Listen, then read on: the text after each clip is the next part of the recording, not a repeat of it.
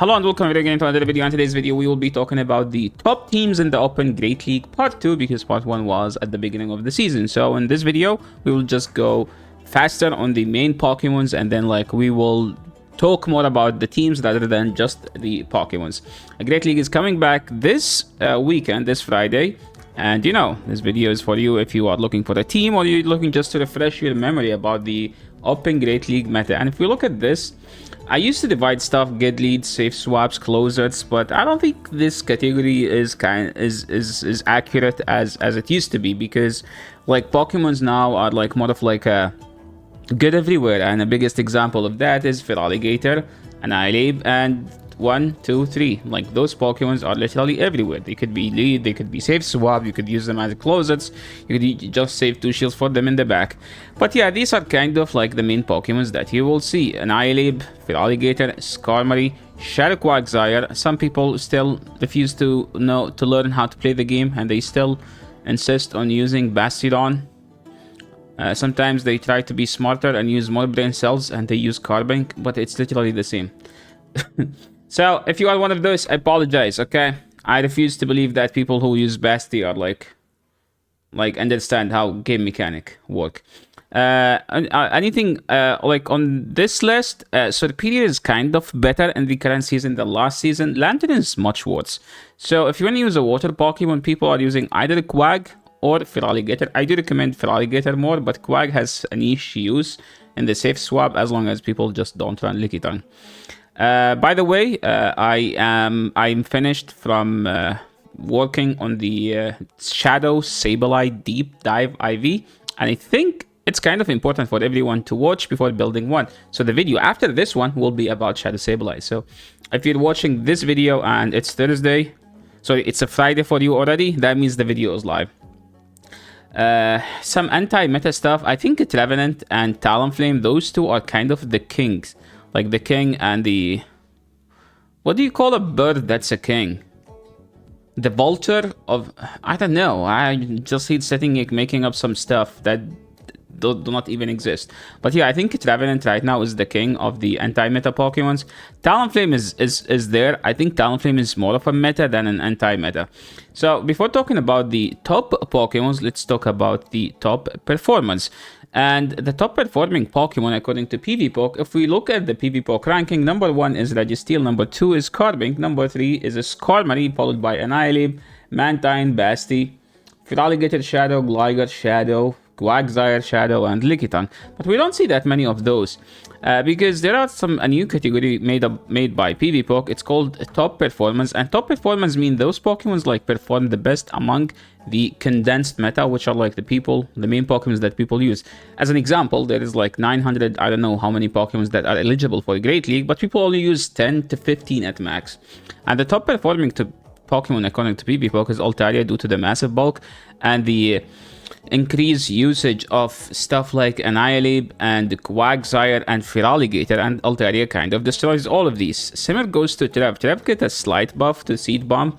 It does more damage now, so 2 Seed Bombs can KO Vigoroth, while in the past they don't.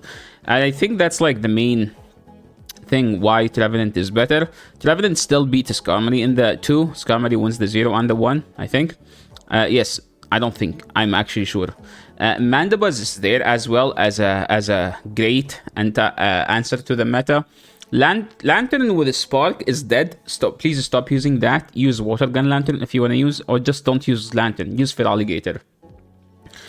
Shadow Gligar is still decent. Dugong is still probably the best anti-meta. You literally just said Trev is the best anti-meta.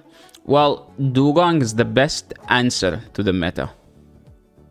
As a top pick. I mean, it's meta. I don't know why I'm saying anti-meta. I think it's the best answer to the meta. And Annihilape is just the Pokemon that is everywhere. So we talked about the top performance. What are the top performing teams? But before we talk about that, let's talk about the top 3 PvPoke. Top 3 PvPoke this time is sponsored by PvPoke. It's actually not sponsored. It's just a made-up thing. And if you look at the thing, the entire team lose to one Annihilape or 1 Lantern, Water Gun, or 1 Quagsire. But yeah, that's why it doesn't work. This is literally why it shows that it doesn't work. Sometimes you need to balance your team. and have some answers. And that's why we call it the top performing teams. And the top performing teams are like literally the best teams at usually high MMR. And the first team, according to PvPoke, is Greedent. Why Greedent? I have no idea. Okay, I literally have no idea. Maybe because I have no idea. I'm not gonna try to make up anything, because this team is just get demolished by Annihilate. Like, it's very weak to Annihilate. So what's the best thing about this team? Well, I don't know. You could try it and let me know in the comment section below. But the team I use to coach people is actually this one. So if you are one of my students, you should be familiar with this one. If you aren't one of my students, maybe it's not too late. If you're looking for coaching, I do actually offer coaching through like a 1v1 coaching, where like you just joined, we jump into a Discord channel and you play your battles and I provide my feedback. I also have kind of a free coaching where like you send me your battles and I judge your gameplay, and we post the video on YouTube so everyone can watch it and benefit from that. Either way, there will be a link in the description, so make sure to check that. This team is actually insanely good if you get a good lead. If you get a good lead, there is no way you lose. Well, what if they have Basti Yasser? You kinda lose. Unless you have... I recommend having Quag here, just for the Basti, or a Water Gun Lantern, just for the Basti in the back. There was a team that a player, his name is Hamad Munir. He used to run... Shadow Dragonite, Lantern, Registeel. Lantern is kinda dead, so you kinda prefer to use a Charger Bug now. And if you don't have a Dragonite, you could actually run Gudra for slightly more bulk. And another good news, I do have a Gudra Deep Dive IV in the Great League coming up, I think, this Sunday. So this is another reminder that if you haven't subbed to the channel, this is a great opportunity to, because we have lots of educational, beneficial videos coming to you soon. So make sure to click all the buttons and ring all the bells down below. Another great team. This team has been like kind of a... This team has been like in the meta since forever. Skarmory, Mudboy, a Dragon. And the Dragon has been changing. I do believe that now Gudra is kind of like the safest Dragon to use, but Shadow Dragon has just my heart. Like, Shadow Dragon won my heart. Like, everything you need to use... Anytime I need to use a Pokemon that is great in a neutral matchup, it's just going to be Shadow Dragonair.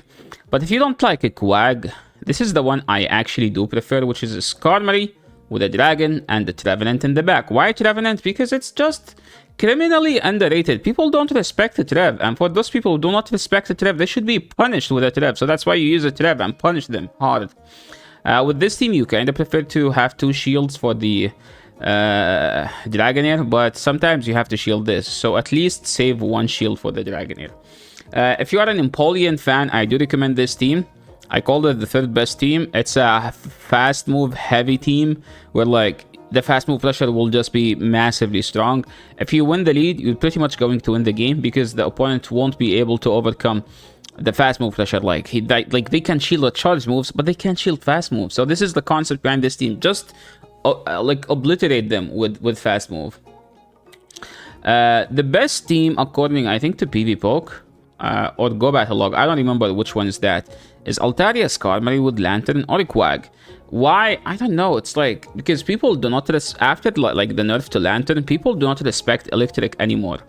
So that's why like people are running double flights. If you don't have Altaria, you could actually run a bulky Gudra. I said in the past, Gudra with attack weighted is similar to Dragonair, but Gudra bulky is similar to Altaria. So that's like the thing about it.